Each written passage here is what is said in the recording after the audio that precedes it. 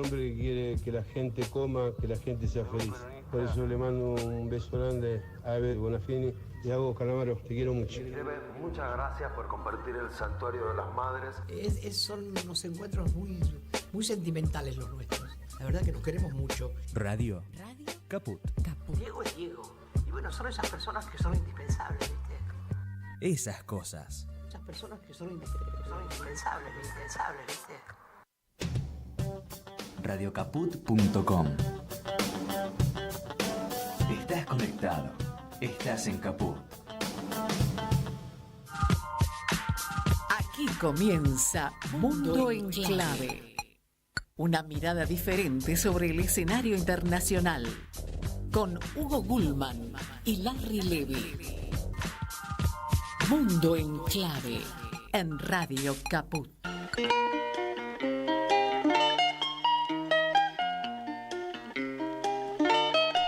Hola, buen día, ¿cómo están? ¿Todo bien? Aquí estamos, en otro encuentro de Mundo en Clave, como cada semana, aquí, desde nuestra casa, Radio Caput.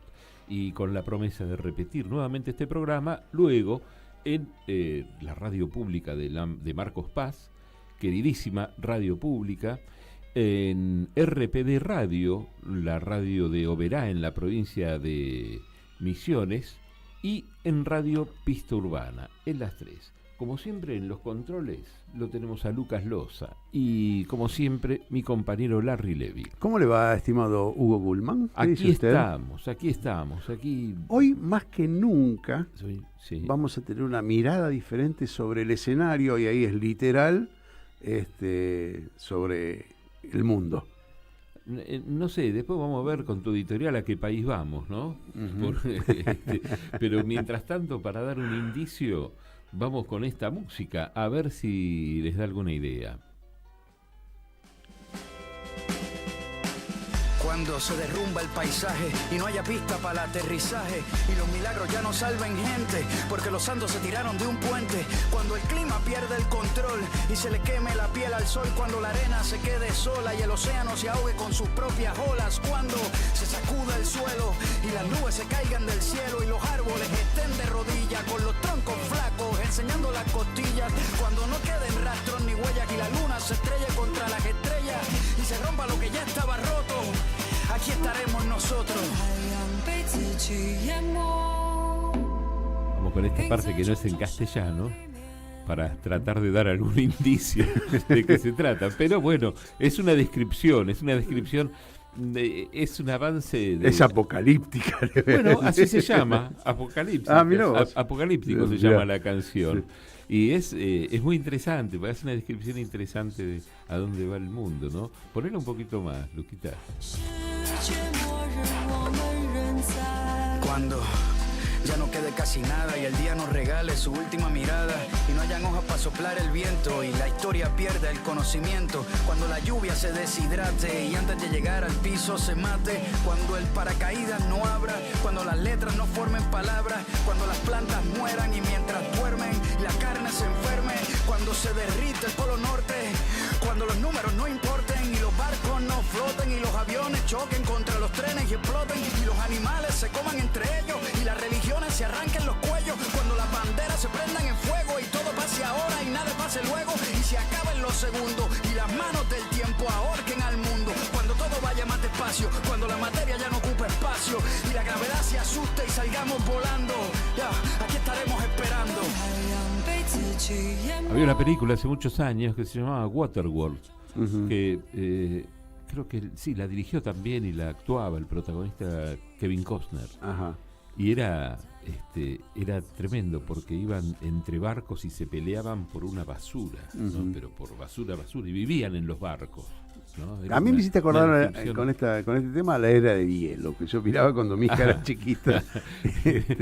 Si querés, bueno, estamos dando muchos indicios, es interesante, no hablamos de un país, no hablamos de una región, no hablamos de un conflicto, pero sí, hablamos de muchos países, hablamos de grandes conflictos y hablamos de presente y futuro.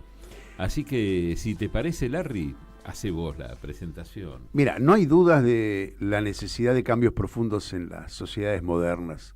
Estamos frente a nuevos desafíos civilizatorios. La forma de producir, el modo de trabajar y sobre todo la manera de habitar el planeta. Más allá del debate político sobre la acumulación de la renta o la apropiación del trabajo de las grandes mayorías, resulta claro que los avances tecnológicos generan cambios cualitativos y cuantitativos que alteran las formas conocidas de vida. Y aunque este enunciado nos introduzca en dilemas casi desconocidos, hay que afrontar los costos de un desarrollo bastante desarticulado con el hábitat.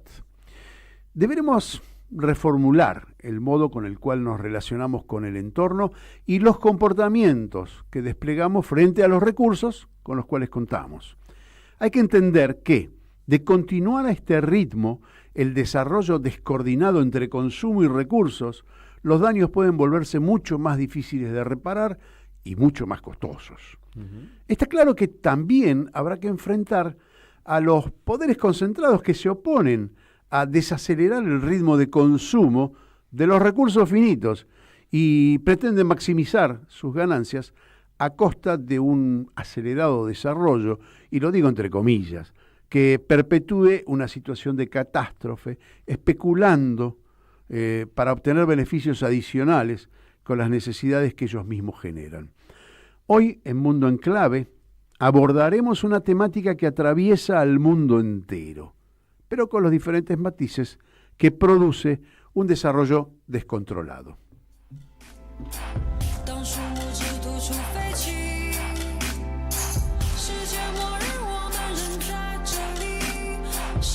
Quienes nos están viendo a través de YouTube pueden ver que hay una tercera persona. Se trata de Fabio Márquez, que es licenciado en Diseño de Paisaje, posgrado en Patrimonio y Turismo Sostenible y de Evaluación de Impacto Ambiental de la Facultad de Arquitectura y Urbanismo de la UBA. Es especializado en espacios verdes, gestión pública, docente y autor de numerosas publicaciones sobre diseño de paisaje y biodiversidad urbana, ¿no? O sea, no es un decorador. Pero Fabio, muchas gracias por venir. Gracias. Buenos días, un gusto estar en el programa. Bueno, en algún momento, siempre como en este programa a veces profundizamos en determinados países, el nombre del programa es más sencillo porque le ponemos el nombre del país. Y aquí estábamos ahí entre diferentes definiciones, ¿no? De cómo vivimos, cómo mejorar la calidad de vida, nuevas ciudades, ¿no? Todo englobado en un vivir mejor, más confortablemente, pero sí también, indudablemente, que sea de modo más saludable.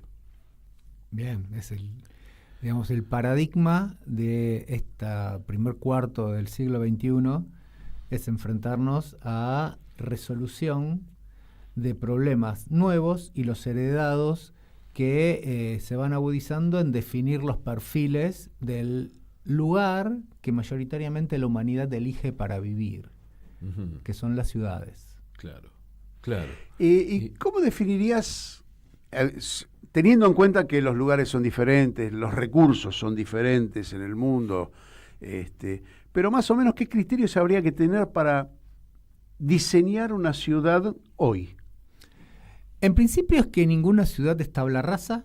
Vos tenés una herencia de capas superpuestas de distintas elecciones de decidir cómo tenía que ser la ciudad y que a veces son hasta antagónicas, porque la ciudad es el producto más complejo que ha producido la humanidad y por características humanas es uno de los lugares de disputa y tensiones permanentes, sociales, políticas, culturales, económicas, de las que se nos ocurran, están siempre pujando.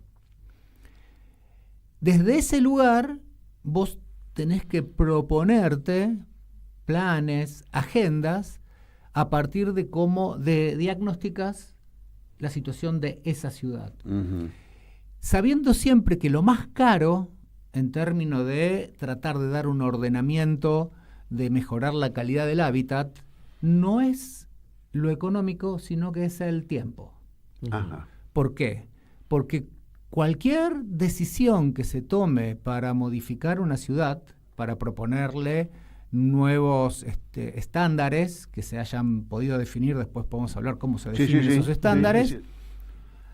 No son inmediatos, no son automáticos, cambian prácticas del modo de habitar, relaciones, y que eso se ve si fue acertado o no en la medida que transcurre cierta cantidad de tiempo. Y si no fue acertado, lo más caro que te resultó fue en la pérdida de tiempo y en vida de las personas. Uh-huh. Hace unos cuantos años, hará unos 20 y pico de años, conocí gente que se dedicaba a colaborar con ciudades para generar lo que se llamaron las ciudades ISO, ¿no?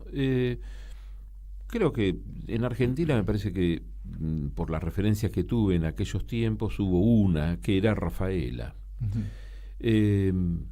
donde habían logrado generar algo, no sé, cuestiones que tenían que ver con el respeto a los vecinos, avisarle a los vecinos, entre otras cosas, ¿no? Algunas que recuerdo, avisarle a los vecinos que ibas a preparar un asado, por ejemplo, porque si tenían ropa colgada, no molestar con el humo.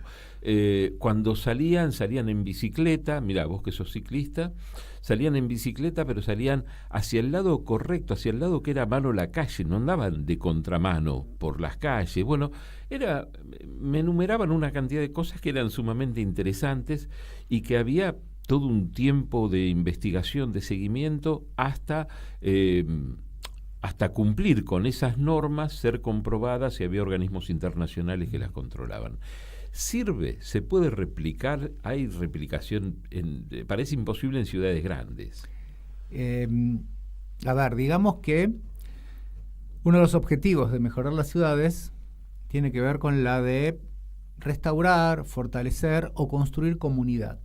Porque cuando vos construís comunidad, se dan prácticas sociales que, sin necesidad de normas, se basan en la solidaridad, en el respeto común, en sentir que no tenemos que ser todos amigos y amigas para sentirnos parte de un espacio que habitamos, y eso genera un compromiso, una pertenencia con lo que es de todos. Uh-huh.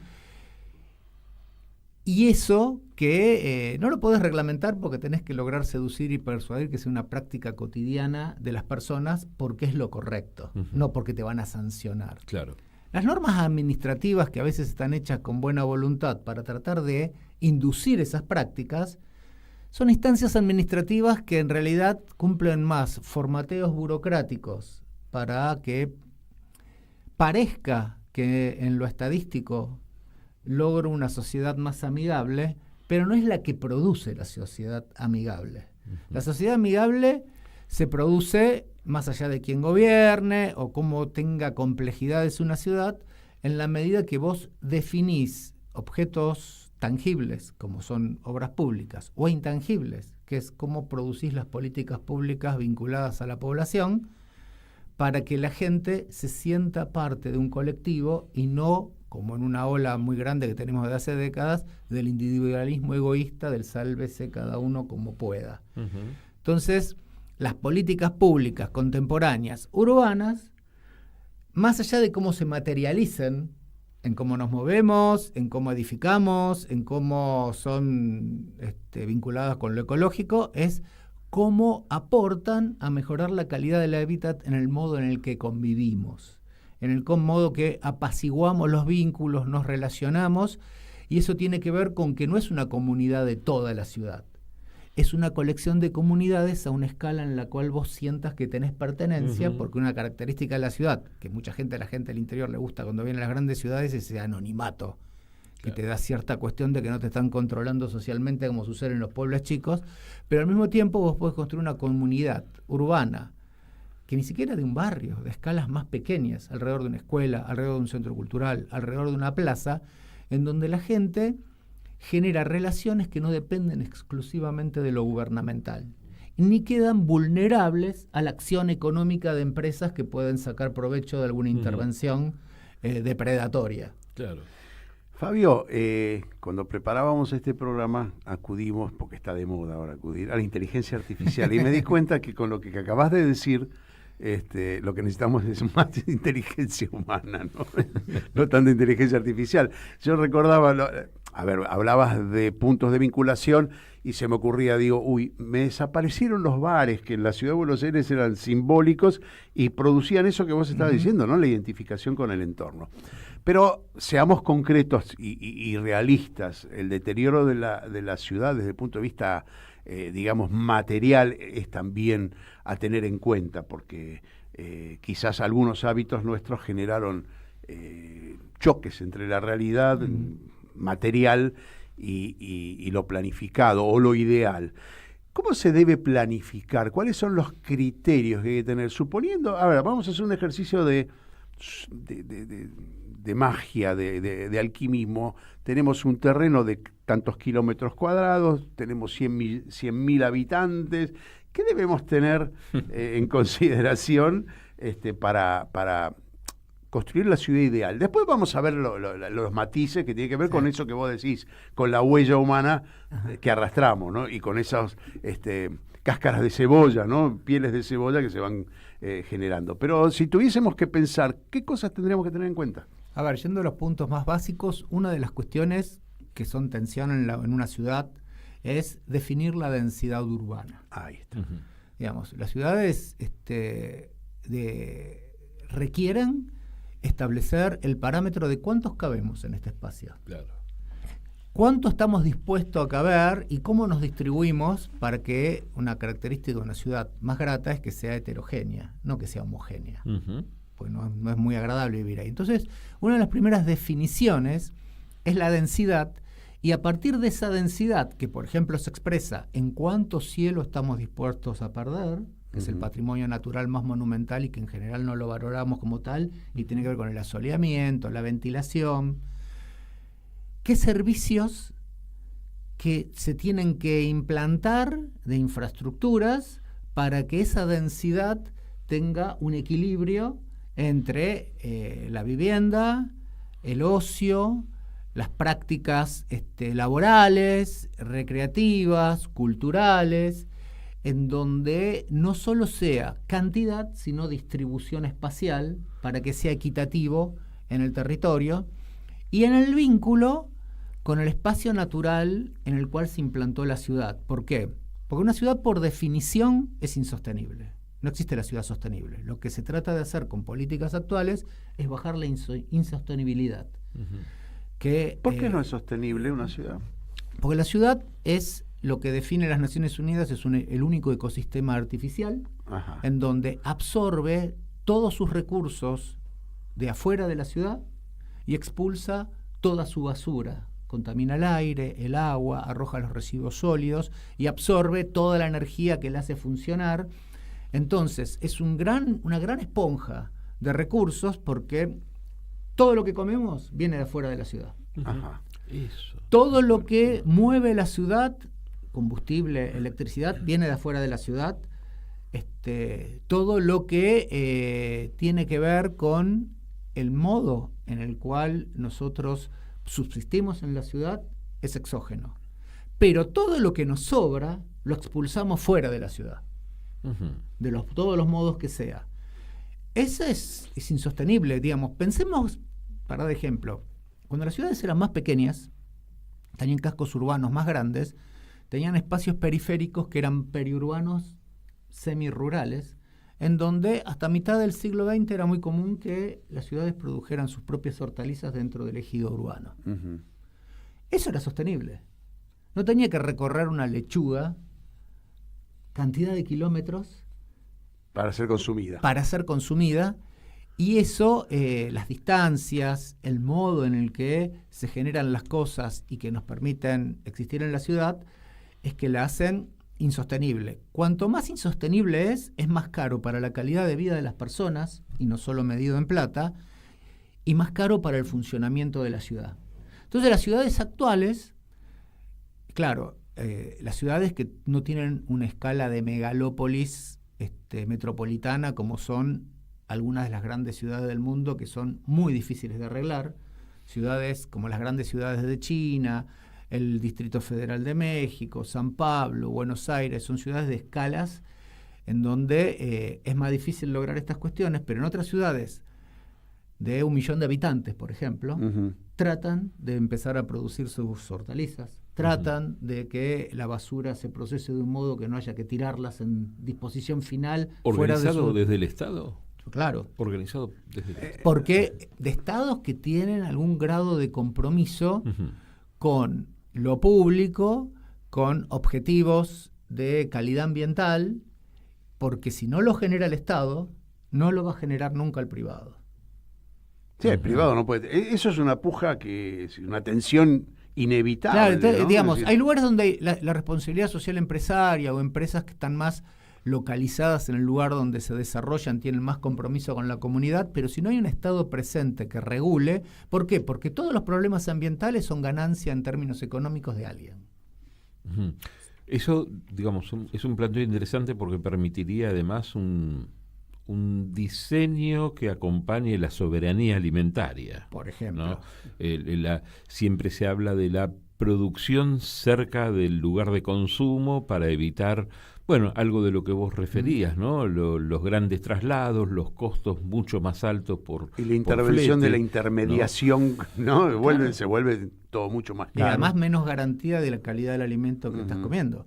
Porque hoy nos hemos acostumbrado a que cualquier producto vegetal lo consumís en cualquier época del año porque pasó por cámara frigorífica y no por la estación que corresponde. Y eso no está bueno.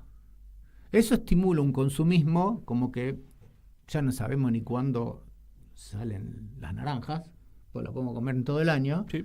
Pero tendríamos que poder adaptarnos a prácticas más sostenibles que tengan que ver con la circulación cronológica del año. Entonces vos decís, bueno, en ciertas épocas del año y tal cosa, esto lo digo como un ejemplo casi por el absurdo, ¿no? Sí. Pero es decir, la ciudad no funciona igual todo el año.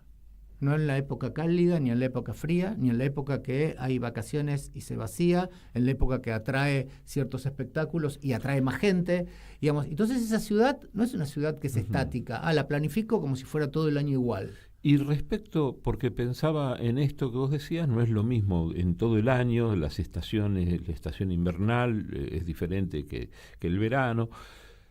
Pero pensaba tanto en la calefacción como en la refrigeración, y hoy en día vas por muchos lugares, por muchas rutas, esto lo he visto por Necochea, por el sur, por todas partes, la energía eólica, los molinos de energía. ¿Esto sirve eso? ¿Conviene más la energía solar? Digamos, hay fábricas en el sur, cerca en Madrid. Tenés, por ejemplo, la fábrica, ayer hablábamos de Madanes Quintanilla, justamente, ¿no? Porque está Aluar, justamente allí. Y, bueno, él tiene una cantidad de campos con energía eólica, con los molinos, que son como para abastecerse en su propia producción. Sí, digamos que el parámetro es que necesitamos energía. Necesitamos energía en volúmenes inéditos. Hay que tratar que esa energía no aporte al calentamiento global, que no emita, que no tenga emisiones que aporten al cambio climático. Y los modos de producir energía más sostenibles o más sustentables están vinculados a la no quema de combustible fósil. Pero no hay una solución ideal. Todo es una manta corta. Y les voy a dar 2 ejemplos porque los mencionaste. Los aerogeneradores son un artefacto que a gran escala, porque Argentina es uno de los países más atrasados en energía eólica, eólica, a pesar de tener territorios enormes para aprovechar vientos constantes, porque los aerogeneradores son útiles en función de los chorros de viento constante que te garantizan a lo largo del año muchos días de viento. Pero los aerogeneradores no son inocuos. Generan mucha basura industrial, tienen periodos de obsolescencia, de mantenimiento, y tienen un problema que esto ya hace como 15 años en Europa fue un gran debate, porque en Europa los pusieron en una escala de bosques de aerogeneradores de escala tremenda para realmente reemplazar las usinas termoeléctricas o nucleares. Pero ¿qué sucede con los lugares donde hay corrientes de viento más importantes? Son las que utilizan las aves migratorias. Y las aves migratorias no ven las aspas de los aerogeneradores. En donde, y lo que sucedió es que Europa y África tienen un intercambio estacional de muchas aves migratorias. Claro. Se generó que especies que no tenían ningún riesgo empiezan a estar en riesgo de extinción. Entonces, ahí es el caso de los aerogeneradores, para poder decir, no hay soluciones mágicas. Ahora, por ejemplo, las pantallas de captación de radiación solar, para transformarla en electricidad, parece bárbaro, parece fantástico, porque agarra el sol siempre está ahí, y me lo transforma en electricidad. Ahora, ¿cómo fabricaste la pantalla? Claro. ¿Minerales de dónde vinieron? ¿A dónde se llevaron? ¿Cómo produjo la fábrica con todos esos componentes que muchos tienen, los que se llaman tierras raras, esos metales o minerales raros? ¿Cómo esa pantalla después llegó hasta el lugar donde la tenías que poner? Toda esa secuencia hace que digas, pero ¿esto tiene un pasivo ambiental? Bastante interesante. ¿Y entonces? Entonces el tema es que sustentable y sostenible en castellano tienen dos acepciones, ahora después si quieren se las describo, pero que el desafío de la sostenibilidad ambiental no es tanto el fin justifica los medios, que es encontrar un resultado, sino que son más importantes los procesos que el resultado. Y todo el tiempo se inventan y hay un montón de gente investigando para tratar de que estas cosas generen la menor huella negativa ambiental.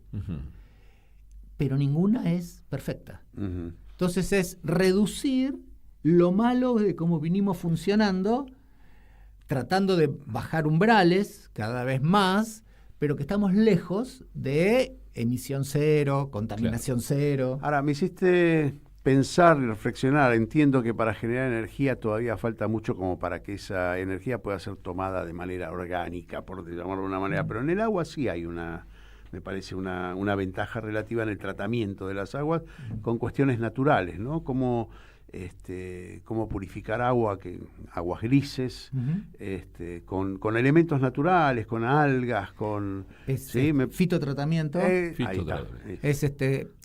Hay lugares del mundo en donde aguas grises o negras se tratan con o con bacterias, con vegetación. En realidad es un cruce entre separar primero lo sólido de lo líquido.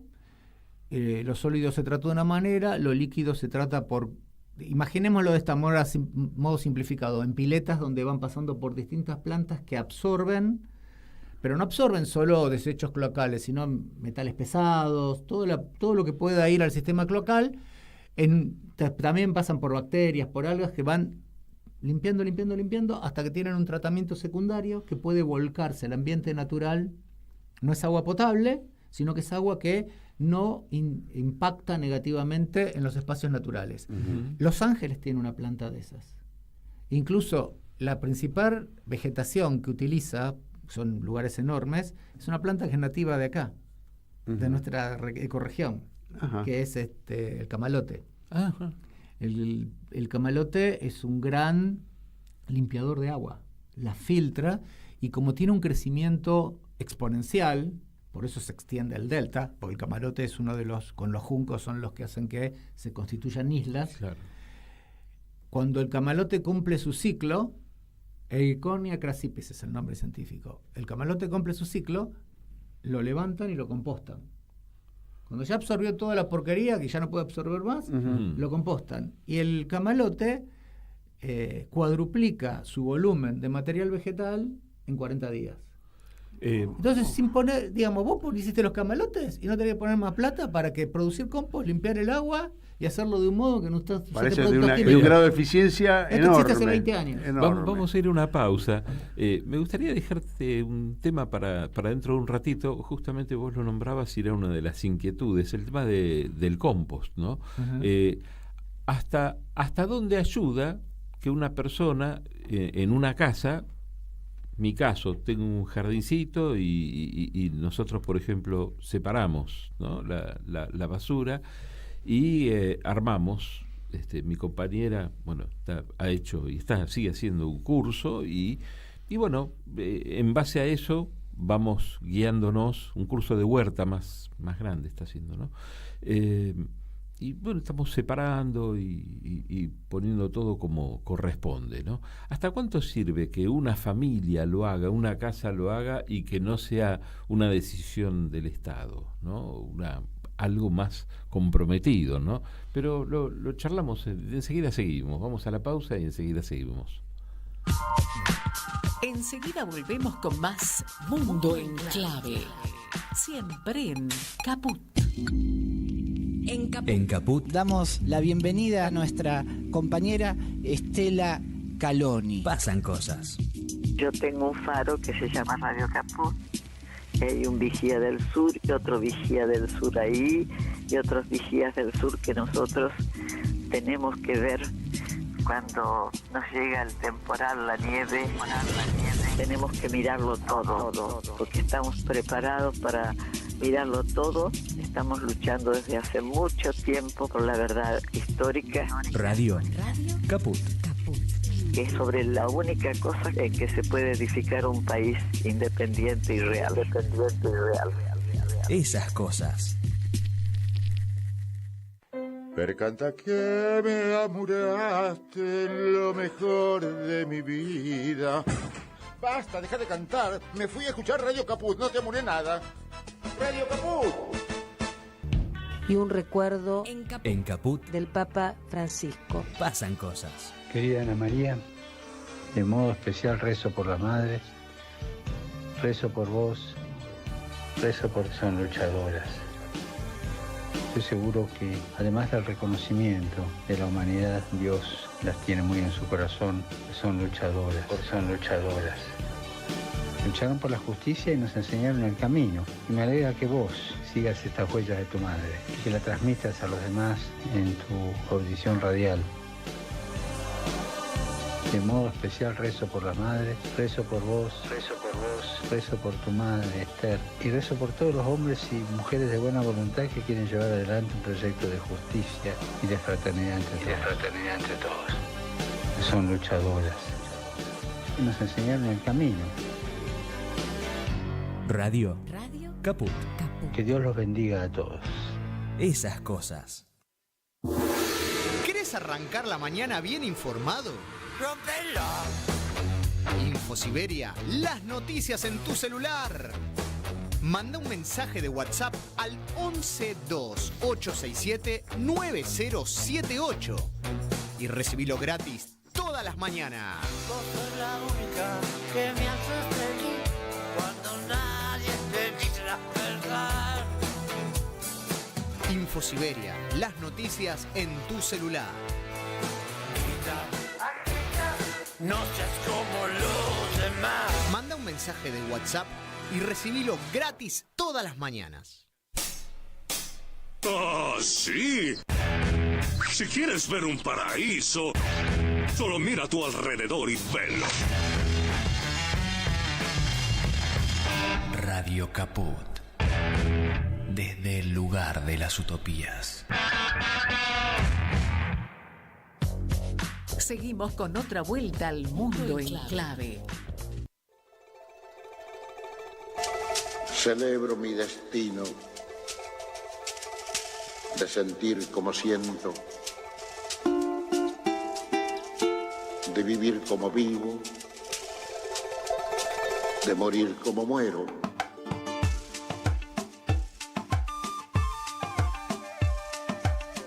Y porque lo celebro y soy al fin la nada de la sombra de un verso, os digo muchas gracias.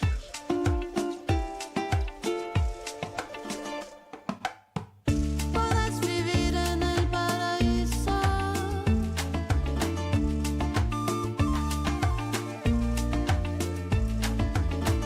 Puedes estar en el paraíso.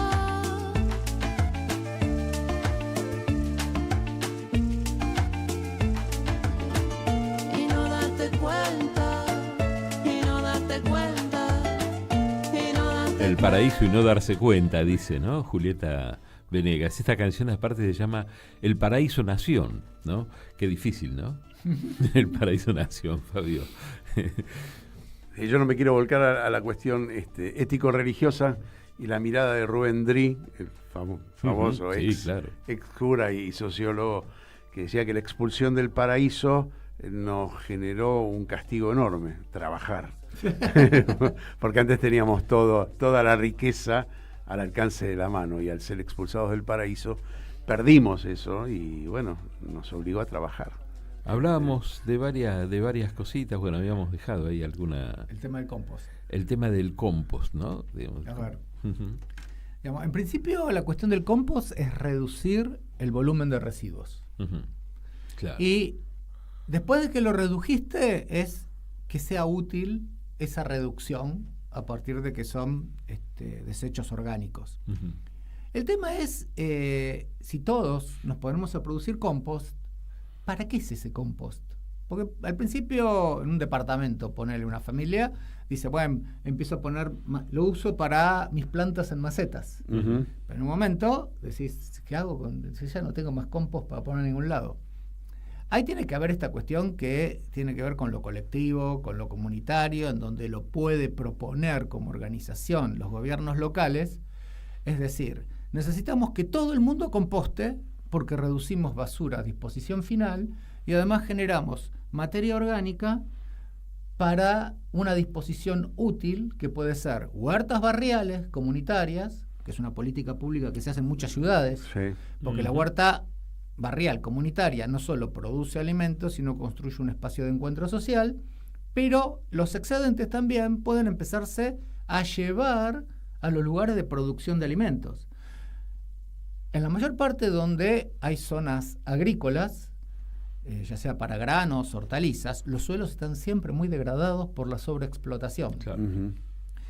Si imaginemos hipotéticamente que la mitad de la población de una gran ciudad compostara en su casa, que es re sencillo porque necesitas un espacio mínimo para compostar, y que hubiera un retiro estatal diferenciado para llevarse el compost que vos produjiste y que te excede, te sobra, no lo tenés ni dónde ponerlo, así como podrías separar las botellas, el cartón, para que se lo lleven separadamente, estarías abasteciendo un círculo virtuoso y sostenible de lo que es parte de la economía circular. Claro. Que las cosas, y para eso también tiene que haber un rol estatal, de la escala que sea, para aceitar ese mecanismo, promoverlo y generar prácticas culturales proactivas, en donde, en principio, es sentir el valor de reducir ese residuo y transformarlo en algo productivo. Que es algo productivo, cuando te excede a vos como individuo, lo puedas poner en algo comunitario. Y si excede lo comunitario, que abastezca un espacio donde se pueda estar produciendo alimentos o produciendo espacio verde público, mejorando la calidad del suelo. ¿Qué lugares en el mundo hay que uno podría pensar como ideales o como objetivos a proponerse? ¿En qué lugares se respeta, se tiene consideración por este tipo de cuestiones? Especialmente hay muchas ciudades, sobre todo ciudades de escala media en Europa, donde hace rato que se impusieron agendas de este estilo.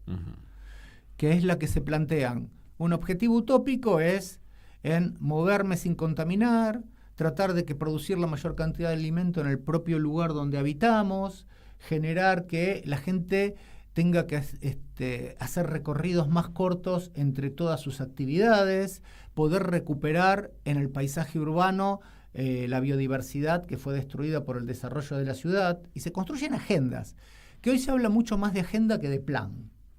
¿Por qué? Porque los planes siempre son como un modo más lineal y casi autoritario de que, aunque lo hiciste de un modo participativo, define situaciones con poca flexibilidad. Claro, menos flexible. En cambio, la agenda, vos decís, le pongo una cronología, pero además le pongo prioridades. Y ahí te iba yo a preguntar cuál es hoy el común denominador prioritario en la mayor parte de las ciudades de Occidente, lo voy a decir así porque en términos de producción... ¿Por dónde empezamos? Claro, no, pero no por dónde empezamos, sino cuál es la urgencia más notable a nivel ciudadano. Hay un problema crítico de todas las ciudades que hoy es la batalla del momento, que es la movilidad. Bien. El auto es el principal destructor de ciudades. El auto personal, particular, las ciudades no caben más autos, los autos son de los principales contaminadores, de ocupación del espacio público, de generar siniestros viales. Entonces, que han hegemonizado el espacio público, porque nadie cuestiona que un auto privado se estacione en el espacio público, pero si en ese lugar yo quiero sacar la mesa del living de mi casa y almorzar, el gobierno no me deja. Pero sí puedo dejar un auto, que es un bien privado, es una elección personal. Yo que no tengo auto, ¿por qué le regalo el espacio público al que eligió tener un auto? Bueno, estos son debates que se dan en las ciudades de hoy. Entonces, pero vos no lo tenés que hacer de un modo represivo, vos tenés que construir un sistema de transporte público que te sea más cómodo moverte en el transporte público que ir en tu auto, promover que sea sostenible ese transporte público, que no contamine, que sea silencioso, que sea eficiente, que conecte lo que tiene que conectar, y que además promover acciones de movilidad activa, que una es, la clásica es la bicicleta, con infraestructura de cuidado. Las ciclovías son infraestructura de cuidado. ¿Para qué? Para que te sientas seguro, segura y que elijas la bici porque no le tenés miedo al auto que te pise. Pero otra situación de movilidad activa es caminar. París definió ya hace como 6-7 años la ciudad de los 15 minutos. Su objetivo utópico es que todas las personas a 15 minutos a pie o en bici del lugar en el que viven tengan todo lo que necesitan de la ciudad. Trabajo, estudio, recreación, deporte, espacio verde. Entonces, en vez de ordenar la ciudad con un plan urbano de gran escala, lo arman en un plan urbano de descentralización. Entonces, donde hay pocas escuelas, pongo escuelas para que la tengas caminando. Donde hay que desarrollar empresas, lugares laborales, están todos muy concentrados en un lado, en esos concentrados le pongo mucho impuesto y donde no está concentrado, donde me faltan, favorezco con exenciones. Y están armando una organización que la alcaldesa, Anne Hidalgo, cuando llegó y ganó y propuso eso, le dijeron, muy lindo todo, pero en la próxima perdés para el campeonato cuando quieras imponer todo esto.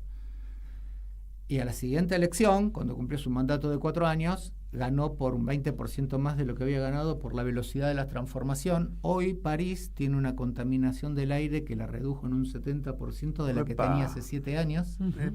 Redujo drásticamente la presencia del auto, generó lo que se conocen como calles verdes, que a veces se hacen malas copias de eso. ¿Por qué? Porque para poder cambiar la movilidad de la ciudad tenés que armar un plan. Ese plan sectorizado por lo que querés descentralizar, y el plan no es para ordenar el ahora, es para proponer un futuro, es gradual. Entonces, en la medida que vos vas logrando que la gente se baja del auto, que se suba al transporte público, y además le generás el urbanismo de cercanía, que le está favoreciendo de que se mueva a pie o en bici, moverse a pie o en bici lo que hace es que mejora los vínculos en el espacio público. Y mejora la salud. Mirá obvio, claro, es una obvia, acción. Pero claro. Y para tenerlo en la cabeza de qué se está hablando, es recuperar la vida barrial como la conocíamos cuando las niñas y los niños jugaban en la vereda, la gente se conocía toda en la cuadra porque salía a tomar mate en la vereda, y la calle no era un lugar hostil, que no solo hostil por sentirlo inseguro con delitos, sino hostil por el ruido del tránsito, por la cantidad de cosas. Bueno, París se está pacificando. París está haciendo una ciudad, porque la ciudad de cercanía, el objetivo que tiene es restaurar comunidad, hacerlo de un modo menos ruidoso, menos contaminado, que vos puedas no andar corriendo. Hay ciudades que lo han definido como ciudad de 20 minutos. En Australia hay algunas ciudades que dijeron, no, nuestra ciudad necesita hacer 20 minutos. Y esos 5 minutos cambian el modelo de ciudad. Digamos, ahora, déjame que sea abogado del diablo. Sí. Porque todo eso para descentralizar necesitas mucha tecnología. Mucha comunicación. No. Decisión política. No, pero necesitas comunicar al ente central, al gobierno central, es decir, toda la derivación, la descentralización que vos haces, necesitas comunicación, es decir, necesitas computadoras, es decir. Eso también genera residuos o contaminación, ¿no? La pregunta es costo-beneficio, ¿no? Porque todo es así. No vamos a encontrar, como dijiste, la manta corta todo el tiempo, ¿no? Es decir, no vamos a encontrar la solución ideal. Vos pensá esto. Toda esa gente que ya no se mueve del modo que nos movemos, por ejemplo, en Buenos Aires. Micro menos. Genera una descontaminación terrible. Y lo que pudieras trasladar en infraestructura electrónica Sí. es claramente te queda un saldo a favor. Ajá. Te queda un saldo a favor. Pero además cambia la calidad de vida de las personas. Sabiendo que lo más importante es el tiempo. Porque no pasó nada desde que empezó París con esto. Porque son 7 años nada más. Sí, nada, en términos nada. de desarrollo de la ciudad es nada absolutamente. Es más, han logrado metas que las tuvieron antes de lo que pensaron que iban a hacer y están poniendo verde en todo el... Porque tienen que... Una cuestión de las ciudades es bajar el efecto isla de calor. ¿Qué construyeron? ¿Escuelas? ¿Algunas universidades? No, casi no probablemente? tuvieron que construir nada, sino reordenar las cosas que ya estaban. Ujú. Por ejemplo, cosas que se definieron que son a veces de política pública que no requiere presupuesto. Padres y madres que van a la puerta de las escuelas a buscar a sus niños, niñas, son un espacio de encuentro social. Ujú. O sea, acá lo tenemos visto, se amuchan. Bueno, Sí. tenemos que generar espacio público para ese espacio sea cómodo porque la gente se encuentra. Le sacamos el espacio al auto y la entrada de las escuelas son un atrio con bancos, árboles, favorecen el encuentro y cuando no es la entrada y la salida de la escuela, queda un lugar donde la gente se va a encontrar. Ujú. Pero tenés una convicción muy fuerte que le estás sacando lugar al auto. Pero no se lo sacaste de prepo. Primero le ofreciste, digamos, París ya tenía un muy buen sistema de tránsito y transporte. Ajá. Lo mejoró. Y en París lo que sucedió es que ya venían teniendo mucha ciclovía, mucha gente que se subía a la bici, pero con este nuevo impulso, en donde calles completas ya no pueden entrar los autos porque son exclusivamente para la bici. Y la peatonalización. Ya ganaron la batalla cultural, es el tema de que se sube a la gente bici, que antes, con los prejuicios, era gente que no se iba a subir a la bici, porque son adultos mayores, porque llevan bebés, porque tenés que llevar al perro. No, ahí están las bicicargos. Todo el correo en París se mueve con bicicargo, no utiliza más camioneta ni moto. Claro, o no se subían por el pedalea. temor al tránsito, ¿no? Se pedalea. Porque- El correo público no se distribuye por vehículos automotores, sino por unas bicis cargos que están desarrolladas, que aumentan la potencia de tu pedaleo, y los carteros, que llevan las encomiendas, hoy no llevan cartas, llevan en paquetes, lo hacen todo en bici. Y entonces reciben premios las empresas que dejan de usar camionetas para llevar sus productos, para llevar unas especies de combis que son a pedal. Y se genera toda una industria nueva que es menos contaminante y todo el tiempo inventan un nuevo modelo de esto y del otro. Y uno de los países que le sirvió de referencia a París son las ciudades de los Países Bajos.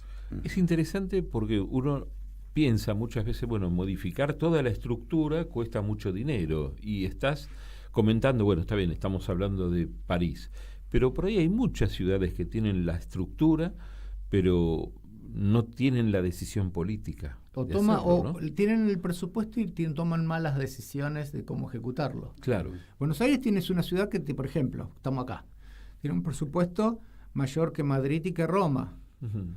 Entonces, el tema no es si tengo o no tengo la plata para iniciar un proceso de transformación. Pero si incluso estuviéramos en una ciudad con menos recursos, es decir, me pongo un norte, me pongo un objetivo, y ya cada paso que doy no es un paso al tuntún, no es un paso porque tengo buena voluntad, arreglemos esto, nada, sino pensado en qué nuevo avance hice hacia ese objetivo. Uno de los objetivos centrales, que es el de movilidad, es hacer las ciudades peatonales. Y hacerlas peatonales no es imaginarlas gastronómicas. No es imaginarlas de que todo es boliche con mesas en la vereda. Eso es una distorsión que la conocemos, ¿no? Pero la ciudad peatonal es la que recupera que la gente toma mate en la vereda. Hay un caso emblemático para ir a una cala que hace muchos años en Rosario, los consejos de los niños, bajo las premisas de Tonucci y la ciudad de los niños, definían cosas y en un momento dijeron: nosotros queremos volver a jugar en la vereda como nos contaban nuestros padres, nuestros abuelos, pero no nos dejan porque dicen que es inseguro. Nosotros proponemos que pongan un banco de plaza en la cuadra, que se siente alguien adulto, jubilado, o una madre, y que tomando mate, y que podamos estar jugando en la vereda mientras esa persona está, que no nos controle, sino que sepamos que cualquier cosa que pasa, esa persona está, y lo votó el Consejo Deliberante. Entonces, no en el área central, sino que en los barrios, cuando fueron a llevar los bancos donde se elegía ponerlo, nadie quería tener el banco en la puerta de su casa, pues se van a juntar los vagos. Entonces terminaron poniendo el banco donde había alguien más amigable, tolerable, ponían el banco y se transformó en un punto de encuentro. No era que había que obligar a alguien que estuviera... No, todo el mundo empezaba a ocupar el banco tomando mate, era el lugar donde se corrían los chismes de la cuadra. Todo el día había niños jugando. El WhatsApp material, digamos. Se llamó Banco Matero. Al siguiente año todos querían tener un... ¿Dónde fue esto? Rosario. En Rosario. Al siguiente año todos querían tener un banco en la puerta. ¿Por qué? Porque las calles donde había un banco matero eran más seguras porque siempre había gente en la vereda. Mira qué interesante. Y eso no es presupuesto. Bueno, es ciudad peatonal. Yo tengo la obligación de ser abogado del diablo. Cuando estamos frente al micrófono teníamos que hacer eso. Siga con ese rol. Tenemos mucha pobreza. Sí. Probablemente para las concentraciones, digamos, de gente pobre, la prioridad no sea todo esto que estamos hablando. Tienen otras urgencias. ¿Podemos, de alguna manera, buscar la forma de llevar todo esto a la gente necesitada, que está con necesidades prioritarias, que es comer, por ejemplo, nada menos? Y digo, ¿no estamos disociando demasiado una política de razonamiento interesante, de racionalidad, frente a necesidades que no son exactamente las que nosotros buscamos? ¿Cómo coordinamos eso? Esa es la pregunta. Te doy un ejemplo. En general, los sectores más vulnerables, la clase trabajadora que labura más horas y que en general está en negro y que está mal paga, es la que se tiene que mover más. Del conurbano, se viene a las áreas centrales, gasta mucho dinero en transporte público, mucho tiempo de su vida. Si a esa gente le generás una oferta de un sistema multimodal combinando tren con bici, esa gente necesita la bici para dejar de gastar en transporte público, para mejorar su salud moviéndose en bici, recuperar otras cuestiones, y en el Gran Buenos Aires no existen las ciclovías. Y lo multimodal de que vos te puedas subir a un tren y bajar con la bici y bajar en otro lado con la bici, que te da autonomía, movilidad, ganar tiempo, es casi testimonial los trenes. Hoy está pasando de que mucha gente se está subiendo a la bici por necesidad, no por convicción. Y en los trenes, en el Roca, en el Sarmiento, no vamos a tener dónde meter la bici porque ya no caben más bici porque es un pedacito de furgón muy chico, en las puntas. Bueno, para decir algo casi por un ejemplo que podría ser, ¿qué hace falta para que suceda eso? Es inversión mínima y a esa gente le vas a mejorar. No gastar guita en transporte público o gastar menos, ofrecerle un modo de moverse más sano y saludable y un vínculo con el territorio. De ese modo también extrapolar, desarrollar huertas barriales, urbanas, en donde esas propias personas puedan tener espacios de encuentro social donde produzcan alimentos y si tienen algún pedacito en un balcón, en el jardín del fondo, en la terraza de su choza, para ser así de descriptivo, aprendan a la práctica hortícola y que sea un complemento de un recurso económico directo. Sí, y además más sano. Nosotros lo hacemos en mi casa y el año pasado algún ahorro nos produjo, ¿no? Mínimo porque fue muy a los ponchazos y en un aprendizaje bueno, pero hay muchas absolutamente escuelas, empírico, ¿no? Te doy un ejemplo. Hay muchas escuelas públicas donde han creado huertas y todo lo que se produce se da solidariamente a las familias de la propia escuela pública que están con vulnerabilidad. Y para eso son pequeñas cosas. Pero desde una comunidad chica, ¿cómo lo organiza? Digo, desde un barrio. Se busca un terreno ofrecido por la MUNI, se buscan vecinos que les guste y que puedan dedicarse, porque también exige dedicación. En el Gran Buenos Aires, incluyendo Ciudad de Buenos Aires, el Gran Buenos Aires está lleno de esas experiencias. La mayoría hechas de prepo. Sin siquiera, muchas veces hay alguna colaboración de los gobiernos locales, pero sin siquiera tener incidencia el gobierno local en antiguos predios ferroviarios, en espacios residuales. Se juntaron, limpiaron terrenos horribles. Conozco un montón de casos en Ciudad de Buenos Aires y en el conurbano y que tienen esa doble vuelta, ¿no? Se produce alimento sano, además, porque es un alimento que lo produjiste agroecológicamente, no tiene ningún pesticida ni nada, Y por el otro, es un espacio que construye solidaridad porque la gente se encuentra y pasan otras cosas.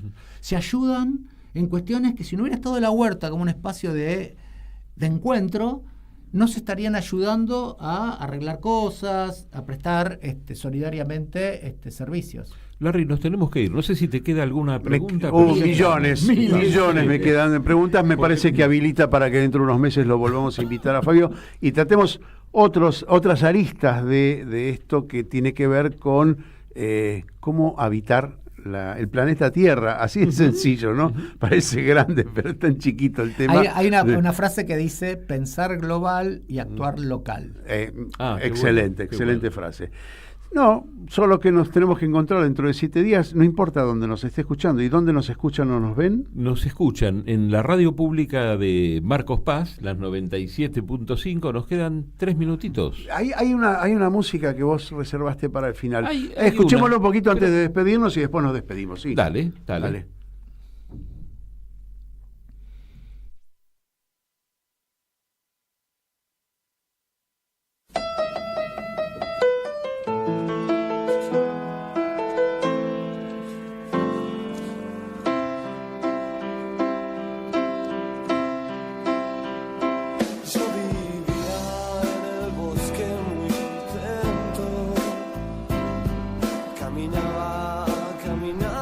Era cantada que nos faltaba el oso y la libertad, sabiendo sobre todo, ¿no? Claro, sabiendo sobre todo de qué generación venimos, de qué generación somos. Por lo menos buscamos una versión que no es la clásica de Morris, ¿no? Ahí está muy bueno, a Fito Páez. Bueno, creo que está todo dicho, ¿no? Entre las rejas de la ciudad, ¿no? Es ese concepto de la libertad limitada por la ciudad misma. Y aquello a campo traviesa. Y justo vos me decías, ¿por qué no recordamos por dónde más nos escuchan? Y estaba nombrando la radio pública de Marcos Paz, que Marcos Paz es un lugar que tiene mucho cuidado por el medio ambiente, mucho cuidado por la economía popular también, ¿no? Y tiene un sistema público de radio y televisión, eso es maravilloso, es una forma es otra forma de descentralizar la comunicación. Porque hablamos de la radio pública de Marcos Paz, esta es la alarma de las 12. Es la alarma de las 12. Pero hablamos de la radio pública de Marcos Paz, pero también está la tele pública, por donde también sale Mundo en Clave. También sale por RPD Radio, la radio de Oberá en la provincia de Misiones, y por Radio Pista Urbana. Fabio Márquez, muchísimas gracias por habernos acompañado. Gracias Fue a ustedes. Un gustazo y un gran aprendizaje. Y habilita que lo invitemos de acá a unos meses también a seguir tratando. El lunes que viene, ¿qué haces? Seguir tratando el tema que es tan amplio. Nos faltó todavía materiales de construcción. Hay una Totalmente. Lucas Loza, muchas gracias. Larry Levy, la semana que viene. Nos encontramos de aquí con este fresquito que... Donde nos escuchen, donde quieran. Y si no, en cualquier momento a través de YouTube también. Exactamente. ¿Sí? Pueden recurrir a YouTube. Dale. Gracias. Chao. Ahora piso yo el suelo del bosque, otra vez el verde de la libertad. Aquí termina otra edición de Mundo en Clave. En Caput había un viejo. pasan cosas. Dice así: si uno tiene un amor, una muchacha, una cosa que le anda por la piel por todas partes, digamos Buenos Aires, digamos un octubre, un poema, y pasa